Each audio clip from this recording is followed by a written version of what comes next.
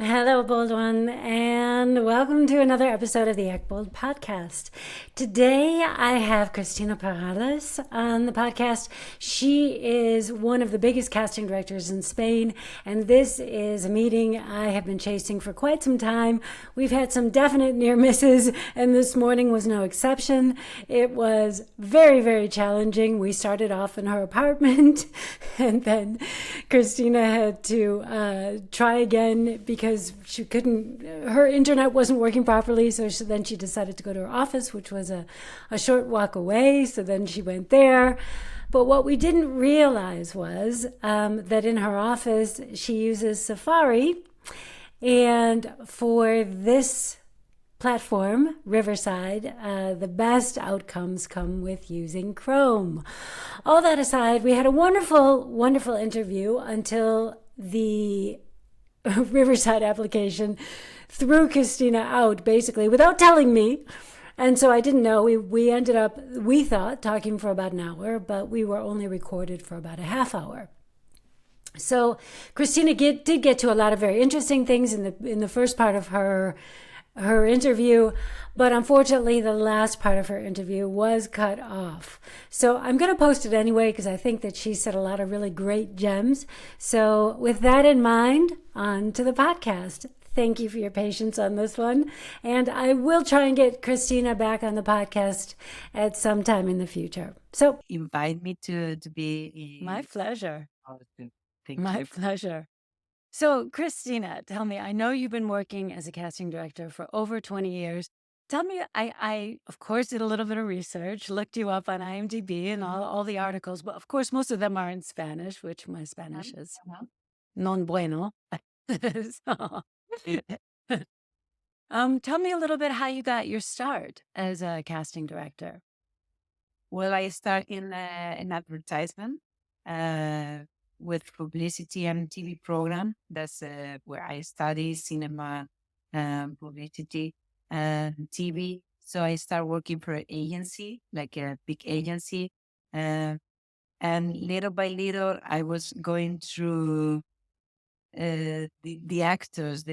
I always like people, psychologists. I study a little bit in a few years.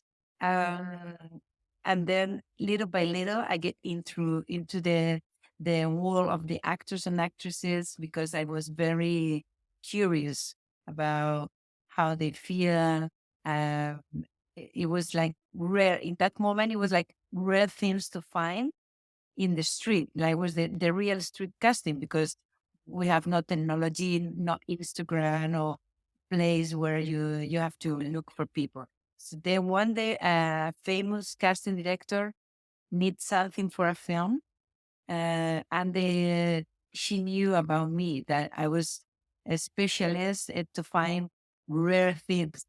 So she asked me for help. Wait. I have to ask you what you mean by rare things. What do you Yeah, mean by like that? special things. I imagine you have to find for Pedro Almodovar a transsexual.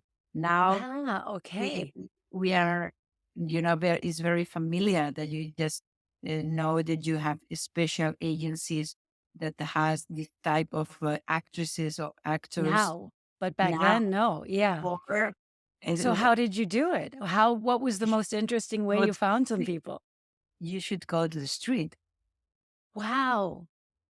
Yeah, that Wow. was a That's an real adventure. casting. Yeah, it was an adventure. Yeah. Every day it was an adventure, and I like it so much to find this type of special people, uh, because you really start knowing uh, people, real people, nice people, beautiful people from the other side, and I start knowing so much about the casting. So this casting director uh, told me after a few collaborations to work with her. So I stopped in the agency and started working with her. It was the period that in Spain we were doing a lot of films before the crisis of 2005. 2000. No, yeah. I Around, remember that. yeah, Yeah. 2005 was the worst, but between 1995 and 2005, we were making a lot of films. I remember we were saying no to many things because we couldn't afford to work more and to get more projects. It was Wow. Julio Medellin, very good directors. Isabel Coiset, they were working a lot. Yeah. And Yeah. So now I know you also got into acting. Did you get into acting because you were curious what an actor goes through, or did you get into acting because you were interested in acting yourself? I know it was just not so much, but still you did. And I think it gives you an interesting perspective. yeah, I did. I did because of the learning how the actors feels. Mm, Because if you know how they feel, um, you can direct them better. I remember I made like a master for English for professionals. It was in Juan Carlos Coraza is one of the well-known coach in Spain. He had a school. Is the coach of Javier Bardem, for example. okay. And they made like for 3 months the master for professional people in English. So acting Wow. English, I'm talking about 20 years ago. It was very, very unusual Innovative. Yeah. type, type of workshops. And in that workshop, I appreciate how difficult was to to acting to act in another language which is not your natural language. Yeah. Even if you speak English, it's something that you lost in translation that you don't feel. So that's why I say people, okay, you have to get deep into the language, the Yeah. culture, not only the language, the Yeah. also culture, how they feel, why they say this word instead of the other one, how you connect with the feelings. That was very interesting for me. That master, I remember very well. So you did So the course then with I them, did or it course. you I did actually did the course? Wow. actress Okay. as an actress, and I learned. It was enormous. My learning. It was Wow. enormous. A course like And that would be each so useful. yes, very useful. Yeah, it was very good. Very good. I mean, because of course I have it when I act in German. When in English, I'm so free. I don't care if I make a little mistake. If as long as I if I say but instead of and or something like that, I'm not freaked out by it. But in German, I'm like, and all of a sudden I'm thinking, oh, and now maybe it's wrong grammatically, and so it freezes me up. I always have to, shake it off and say, oh, it's okay. And, you have an accent and nobody expects it to be 1000% perfect. And it is what it is. But there is yeah, not only connecting emotionally, but also that thing in your brain saying, that, oh, you made a mistake.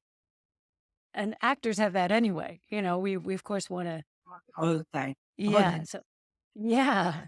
Yeah. So, now you've done a ton of projects, some really, really well known ones, Pan's Labyrinth, and oh my gosh, many, many, many, many. Do you have a favorite project? That's difficult because I always choose uh, this project. The labyrinth part was an amazing project, I must say. It was a hard work, but it was amazing to work with Guillermo del Toro. The process of the casting of the girl was quite hard, but very beautiful. I saw a girl, an actress, last week that we were together, and the memories of that casting was incredible because it was super super special casting. But I always like the last I do is that my favorite is always the last. Yeah. But that's good. I think that's very healthy. And, I mean, it would be much worse if you were like, oh, if only I could do that again, because you can't, right? You I can't go back. Yeah, no, I have many, many. I think it's also depends of the team. Yeah. Because every project is different. That's why I like our job very much because Yeah. you never can get bored. Yeah. It's a new project. It's like new job, new people, new actresses, actors. It's like a common people always because you work with the same managers. Yeah.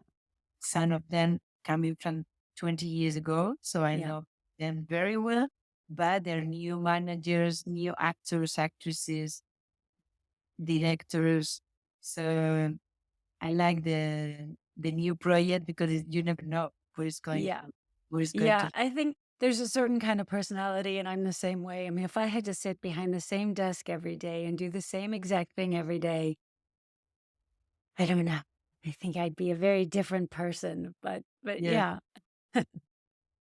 So So obviously, I'm an American actor living in Europe, and there are really quite a lot of expat actors. And I know that there's a lot of international productions going on in Spain right now because of the tax incentives. What used to be happening in Germany is now happening in Spain.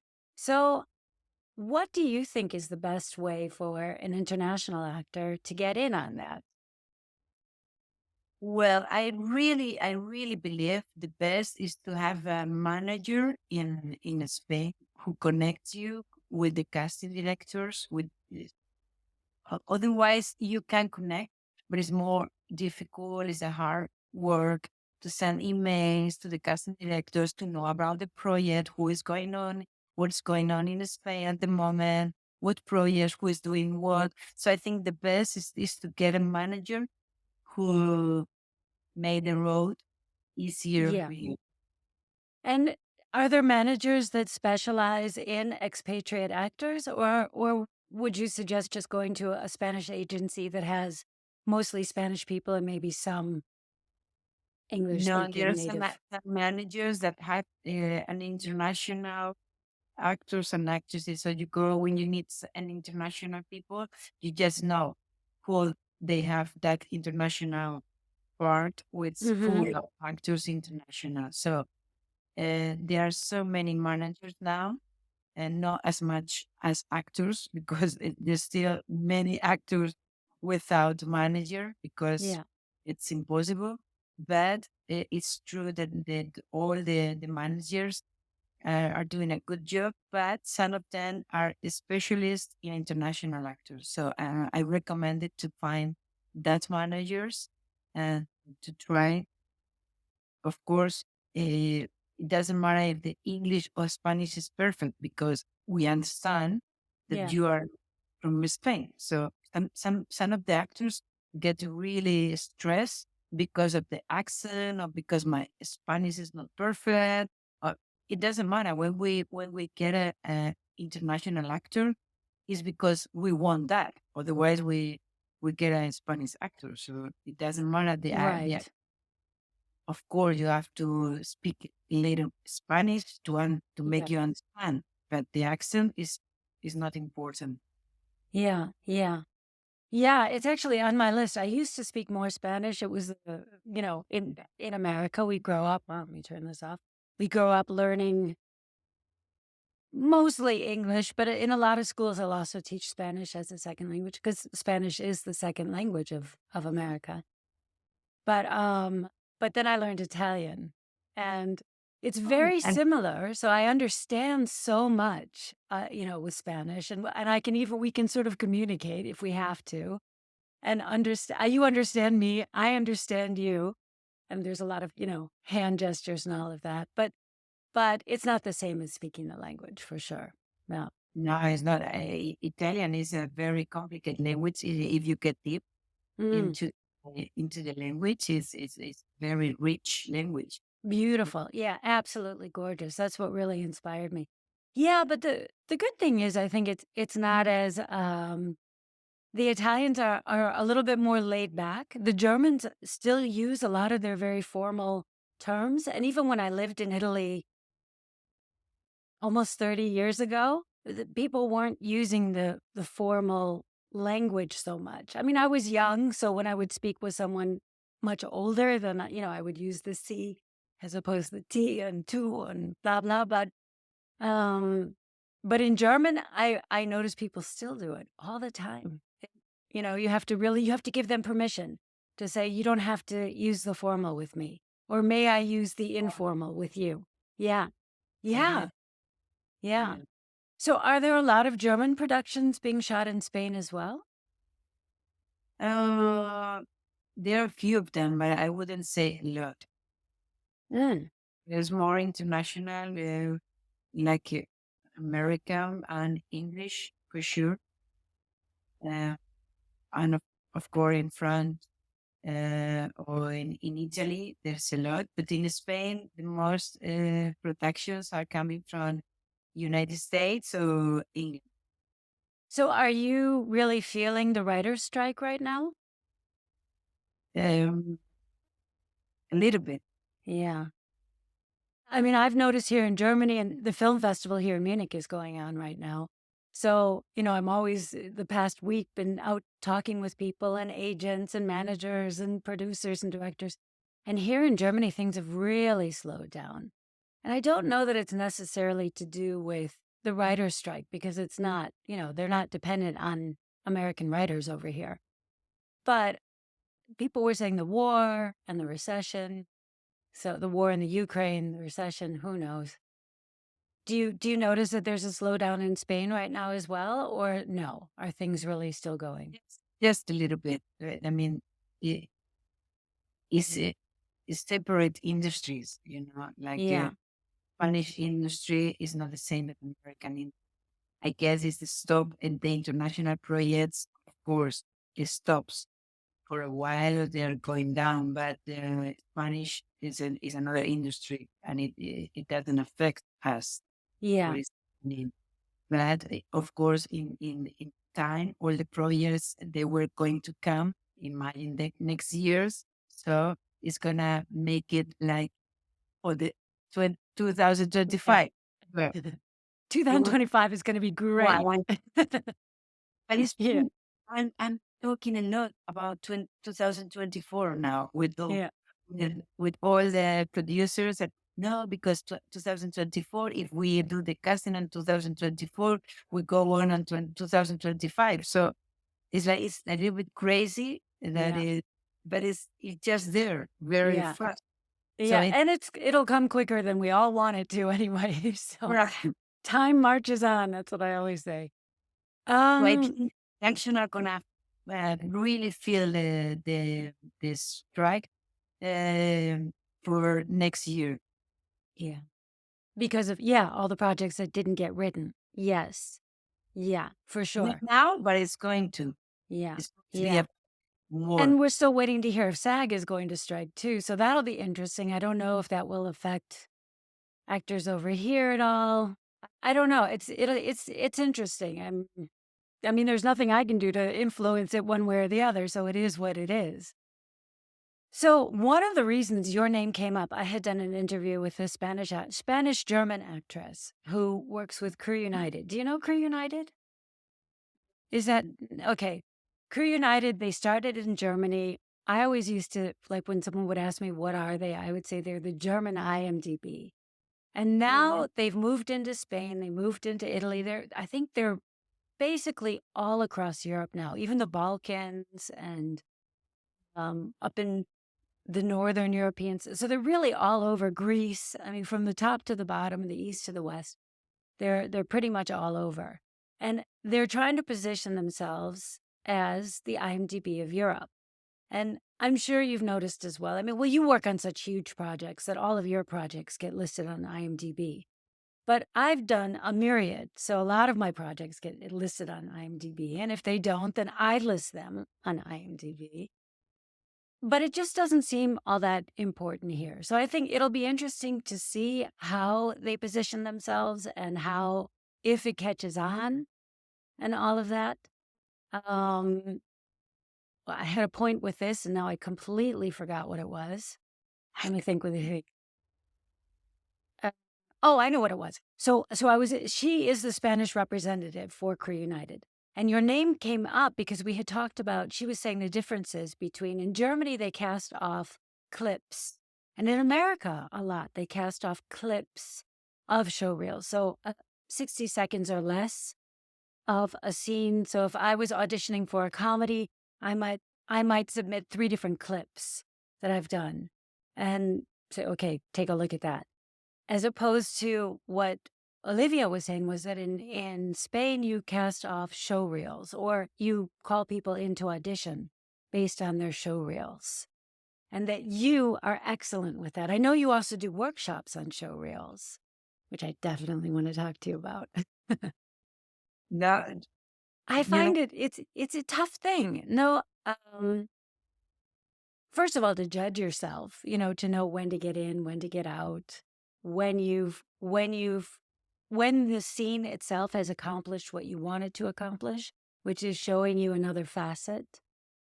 So, do you have any advice on putting together a great show reel for the Spanish market? I have many Yes. advices. Good. Get your pencils out, folks. Yesterday, this happened yesterday. And I was with the director of the project I am working with, and we were watching show reels of professional actors who are working quite a lot, and we couldn't understand why the first 20 seconds we thought the reel was from the other actor. Mm, Because yeah, I hear that. it was just in silence, and then the other actor was talking and talking, and we were like, I mean, why the first 20 minutes is the other actor is seen, you know?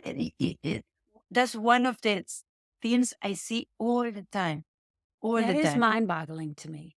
Yeah, I mean, that makes no sense. The thing I have more problems with is, especially, I'm like, oh, but I know I show another nuance 5 seconds later, should I wait to show that, or should each scene sort of have one or two objectives? Maybe that's a better question. And what should be the because a good show reel is not going to be more than 2.5 minutes. no, no, it shouldn't. It sh- So how long should each scene be? Or should it just be your best scene, 2.5 minutes, well, 2 minutes? this is very important to say because we don't want to understand the scene. We Mm-hmm. don't want to know what's going on, what's happening, what is going to be the end, or what is the resolution of the scene. We don't want to. We want to see and to feel the actor listening, um, the voice. Also, yesterday we were watching an actor that we stayed like for 1 minute and a half until we really hear her voice. Mm. So it's good to see the actor listening. Uh, We need the voice. So we don't want to understand. We want to see the actor. We want to listen the actor's voice. It doesn't matter if it's 3 sentences or 20.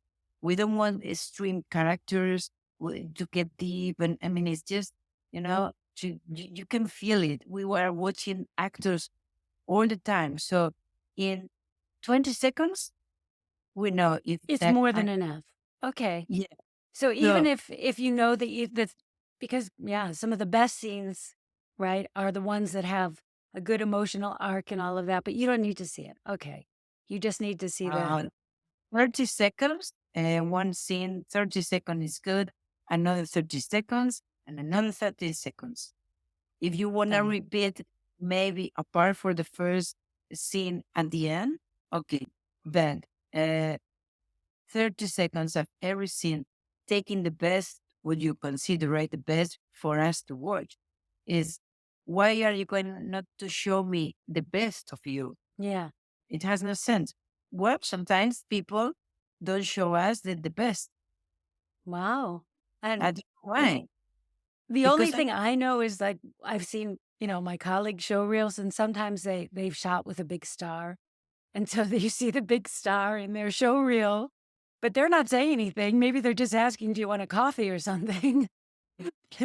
It's like, why would you do? You have so much better material than that. You're such a good actor, but we don't see it in this. Yeah, but he's such a big name. Who cares? Who cares? well, Yeah, it's having not about people, him. He gets work. Don't worry about him. yeah, like okay, I mean, it's good that if you do that for 2 seconds at the end of the film of the show reel, it's Mm, okay because it's like okay, someone trusts you to work with this a big big name. name Okay. in the production. okay, it's good to send the information to the casting director, but you can do it at the end of the show reel, but not in the beginning and for 30 seconds that you are Okay. talking and the big name is there all the time. Yeah. And it keeps you, it has no sense. Mm. It's not with this intention. Okay, someone has trust me because um, I take care a lot about who is surrounded with names. Because if it's not a good actors and you have a big name in the scene, and the good actor, it doesn't matter, is a waiter, come to serve a drink, and is not a good actress, yeah, or an actor, it would be like a disaster, the scene with a Mm-hmm. big. So it's good you tell the casting director, I have been working with this big name and the scene is good, but it's not your scene, it's the scene big name. Yes. Yeah. Yeah. Absolutely. Now, how do you feel about having different show reels for different, like a drama show reel and a comedy show reel? Or do you think that these things belong together? Well, I think it's practical to have one general when you don't know what is my production. If I'm doing I have a casting at the moment. I have a project where you don't know what I'm looking for, and if it's drama or comedy, if you don't know, it's good to have a general show reel. But in the moment you know, I am with a comedy, send me comedy because it's Okay. what I'm looking for. So Yeah. I this moment of the technology, which is everything is so easy to do, Yeah. Yeah. everything. Yeah. It's true. So it is good to have one drama and one comedy show reel, and then we call it here video book. Yeah. This reel, and then you have one general. It's also if you are bilingual, you can have one English video book, one Spanish, and one together. So it depends. If you know, I am in an international project, and I'm only looking for people who speak English. Okay, send me the English showreel Mm-hmm. because Okay. I'm Yeah, looking. that was actually going to be my next question because obviously here in Europe there are tons of people who are bilingual. Most people are bilingual. I think it's less common that somebody doesn't speak more than one language. So yeah, whether that because I think some of my best work is not necessarily English dependent. Like I've done things that I'm very proud of in German as well. So then should I just include that in my general show reel but with subtitles in English? Yes, Yeah. and at the end of the showreel, I think it is good.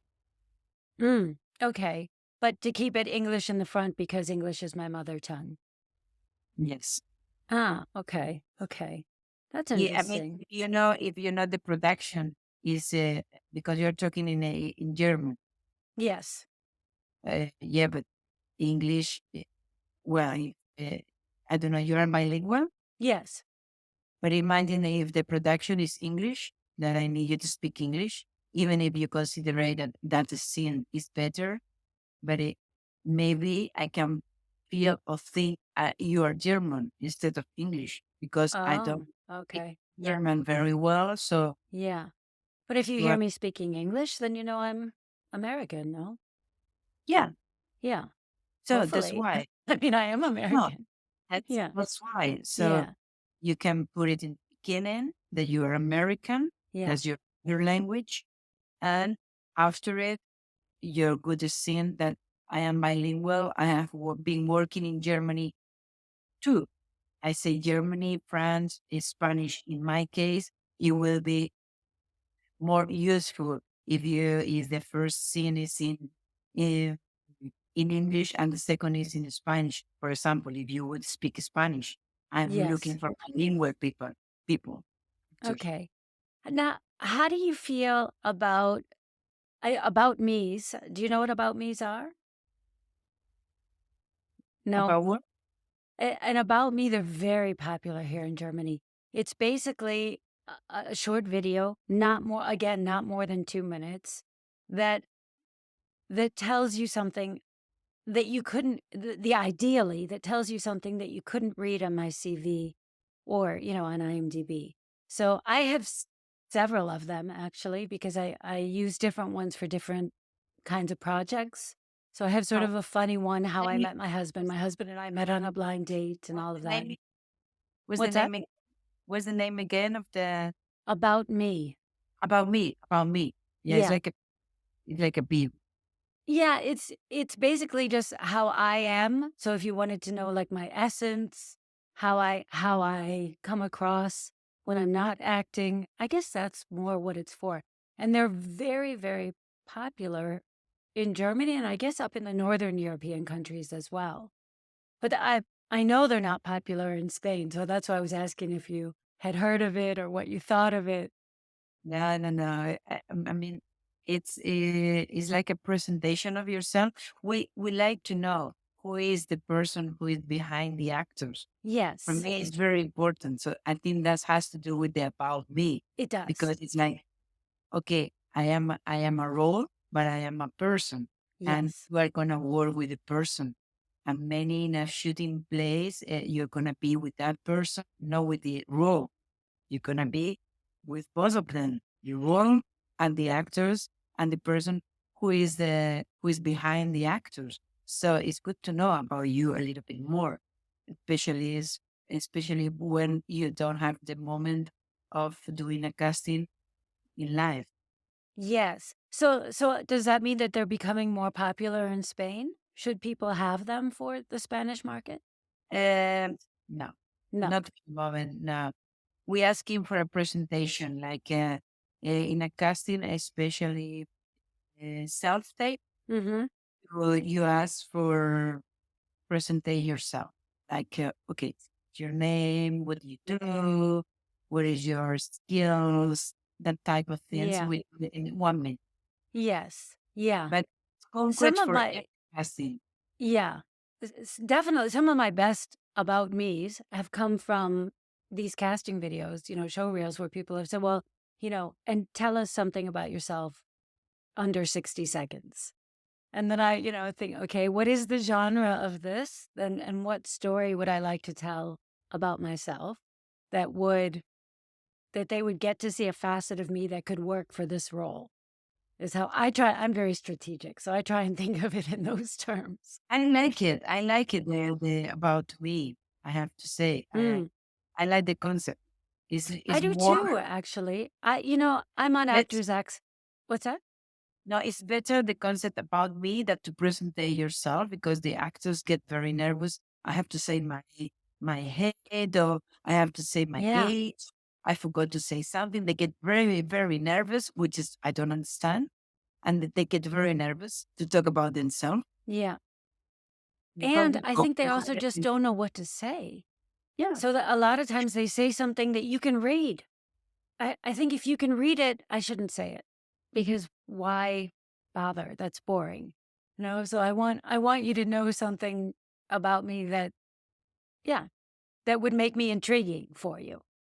So that's my point with it. But I also think that they can be very useful for instance, I don't speak Spanish very well, but I do speak it a little bit. So I could, rehearse something in Spanish that is a little bit about me, maybe a story or something about my first experience with Spanish in kindergarten and tell you that, in 30 seconds or something like that. So that you hear me speaking Spanish about something that has nothing to do with being an it's actor. yeah, I must say it's a very, very, very good idea about that concept. I like. I hope it's coming to Spain soon. Yeah, well, you can influence it. It's up to you, Christina. Okay, I will. I'm gonna start asking people about me. Yeah. So tell me, what do you think AI is such a big thing, this artificial intelligence? The Yes, it's such a big thing, isn't it? Do you use it at all in any way? It doesn't have to be as a casting director, but I'm just curious if you've tried anything with it. Yeah, I try. And I have to say that uh, it's fascinating. It is so Slowly, fascinating. for it, but we Yes. are getting of some for designing, for example, design. If you want to design something, Mm. I mean, it's not that easy. You have to know what you want, concrete, to get what you want. Really, Yes. no, Yes, absolutely. I mean, everybody's worried that, kids are only going to be, having their papers written by by the artificial intelligence. But I think if you learn how to use it as a tool, like you're saying, then it's amazing. It's actually I'm a screenwriter as well, so I use it sometimes I'll even input a scene, and I'll say, "What do you think this scene is about?" And oh, okay, that's not what I was trying to say. So then I can go back and work on it. Or with anything. I mean, even like my podcasts and things like that, when I'm doing them by myself, I'll say, are these ideas clear? Is there a way that I could make this more clear? How could I expand on this? And it's like having a really intelligent partner to bounce your ideas off of. But as an actor, it's interesting because I also do voice work, and I did that for many, many, many years exclusively, where I was just doing voice work when I was raising my son. And I've recently had several uh, requests, or I'm not sure what the word is in English right now, but anyway, where people were asking if I was available to work for a voice. And they prefaced it by saying, well, we're not sure if we want to use an actor or AI. So what would you charge for this? And so really as kind of like a way to get our prices down. And and I think in some ways, like for industrial films and things like that, we will definitely be replaced by AI, because you don't need an emotional voice. You don't need somebody with a soul for that. But how do you see that coming into, can you use that? Have you tried using it to help you cast anything? no, No. no. And I really, I'm, I am not afraid for future with this part. Uh, I think we should not worry before Yeah. things happen. Well, that was abrupt, wasn't it?